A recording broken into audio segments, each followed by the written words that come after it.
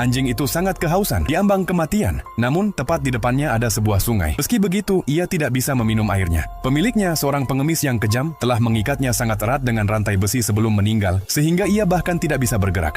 Anjing malang itu hanya diam menunggu kematian. Saat itu, dua anak laki-laki lewat. Mereka melihat anjing itu dan melepaskannya dari rantai. Tanpa berpikir panjang, anjing itu langsung berlari menuju sungai dan untuk pertama kalinya minum sepuasnya. Kemudian, ia berjalan menuju sebuah kota kecil. Di sana, ia melihat beberapa anjing sedang mencari makanan di tempat sampah. Ia ingin bergabung dengan mereka, tetapi tatapan tajam dari salah satu anjing membuatnya takut. Untungnya, pemimpin kelompok itu adalah seekor anjing baik hati bernama Bingo. Ia menerima si anjing, dan akhirnya anjing itu mendapatkan makanan yang layak. Lambat laun, orang-orang mulai menyukainya dan memberinya makanan. Ia juga belajar dari anjing-anjing yang lebih tua cara mencari makanan di tempat sampah. Ia tidak lagi merasa kesepian. Namun kebahagiaan itu tidak bertahan lama. Saat malam tiba, anjing-anjing lain kembali ke rumah majikan mereka. Tetapi ia tidak punya rumah. Ia pernah disakiti oleh seorang pengemis. Jadi sekarang ia tidak lagi mempercayai orang asing. Saat itulah ia memutuskan untuk mencari majikan lamanya. Perjalanan itu sangat sulit. 2 musim dingin telah berlalu sementara ia terus tersesat di pegunungan tanpa tahu arah. Sekelompok serigala mulai mengejarnya, ingin menjadikannya mangsa. Bahaya semakin dekat dan ia terus menggonggong untuk menyembunyikan rasa takutnya. Suatu hari para serigala mengepungnya di daerah pegunungan yang berbahaya. Tidak ada jalan keluar. Ia mengingat majikannya dan mulai menggonggong sekeras-kerasnya, berharap bisa menakut-nakuti para serigala. Namun mereka tidak mundur, mereka menyerang. Dalam hitungan detik ia terluka parah. Tiba-tiba serigala-serigala itu berhenti. Seekor singa gunung yang kuat sedang menatap mereka dari kejauhan. Singa itu segera menyerang dan mengusir mereka. Anjing itu menyadari bahwa singa betina itu adalah kucing kecil yang dulu pernah ia pelihara saat masih anak-anak. Kini kucing itu telah tumbuh besar. Mereka menyentuhkan pipi dan saling mengenali. Sang singa membersihkan lukanya dan merawatnya dengan penuh kasih sayang. Sekarang anjing itu tidak lagi takut pada hutan.